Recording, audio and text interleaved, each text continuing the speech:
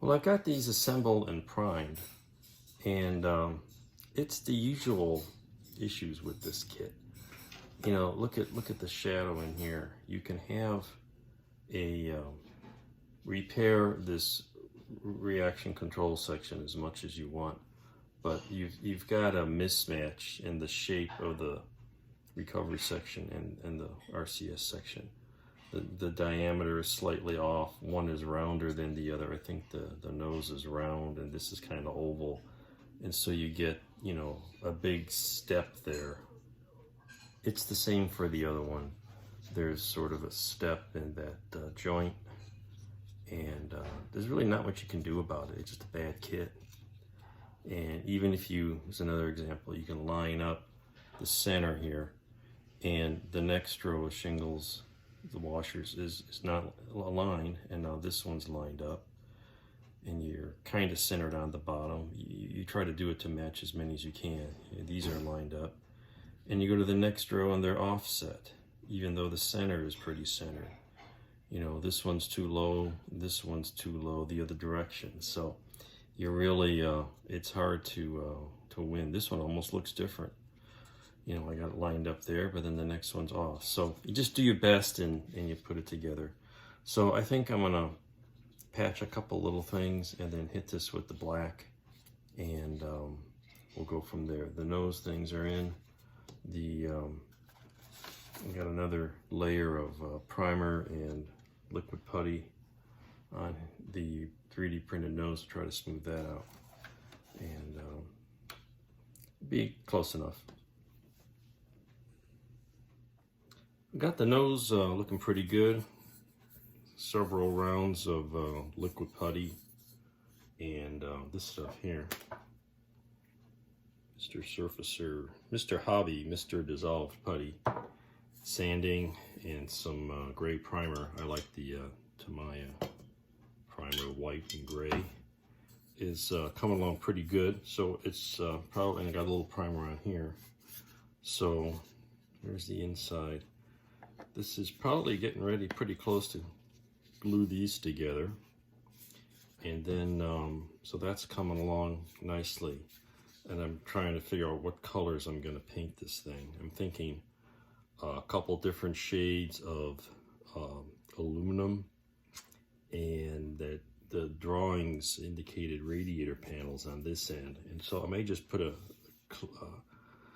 sheet of thin styrene painted white and glue it to the outside to give it a little texture, a little bit of a raised difference. Then the capsules are done. I got both of these masked and painted and primed, and I got the black on them. So that's coming along pretty good. I'm going to touch this up a little bit. Both of those are taken care of, and I use the black gray from Model Air, Vallejo Model Air is my Gemini color.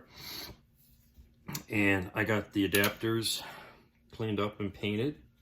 So, ta-da, Gemini, wow. And so these have just got a couple light coats of the primer. And what I'll probably do is just hit this with some Tamiya gloss white with the airbrush, and then ready for decals and markings and stuff before I assemble all this into here. Because I've got to finish and paint the Geminis before they can attach to the lab, because I can't decal them once it's attached. It's not going to work. So we'll figure that all out, and it'll be interesting. So it's coming along. Here we go. So with the painting done on the capsules, I started put a little gloss coat, and I started working on decals. I got these from a manned orbiting lab kit that I built a few years ago. They need a little more software to conform on all these serrated edges. And on the other side, I decided to try the decals from the kit. You know, they weren't yellowed, so I said, well, what the heck? So I stuck them in the window for a week or so to make sure they weren't yellowed. They were a little thick, and they have like what looks like a glue residue or some thick glue. And I think they'll work okay. I'll keep them on. I actually got to where I went with the Solvaset, which is kind of your decal softener of last resort, and need a little more touch up, but I got some red stripes and some white stripes for the heat shield edge and the rim on top of the door, which I still don't know what the function of that white stripe is. I'd love to find that out. And I've ordered some more decals to put on the shingle washers because I ran out of those. And I keep one of my completed kits here for reference. I'll put the riser stripe for the parachute because the tunnel will go right around that door segment there and cover most of that stuff. So, but I'll still need to do the shingle cover, the shingle washers just for effect. And then on the nose, even though I've got these docking things, decided I should put some kind of radar thing, simulator. So I got some little chunks of plastic, used a hole punch. So I got like the parachute riser drogues, little round things I'll put on the top. A couple of radar things, which I'll touch up with a copper color over a base of metallic, and little transponder type blocks, and that'll fit around there. So those little details add something. And the lab itself is coming along. Again, several rounds of primer and putty. I think this should be the last round of putty around this joint. Doesn't need, I can show a seam there, which is fine, but there was too much of a seam, so another round of putty and sand that down and more primer, and the process continues. So a little more progress here. What I've done is painted all the little RCS thrusters just by hand. These are just little black dots, and here they have a rim of red RTV around them, and that's all done by hand. You go back and forth a few times to get it right. And painted the umbilical tie connections, same kind of red. So the capsule's good. I just ordered some extra decals. Those came, so I'm going to work on those next. So that's coming along. Meanwhile, I start looking at the lab, how that's going to fit. And what I've done here is test fit the lab and a capsule and started figuring out how this tunnel's going to work. And theoretically, you know, the hatch has to open.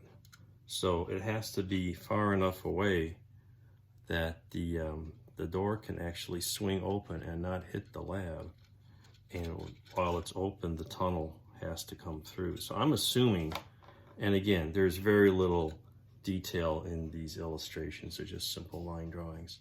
I'm assuming that what you're going to see, let's see here, we go, is the hatch is going to open, and I got a little outline of maybe where that's going to attach to the tunnel, to the lab.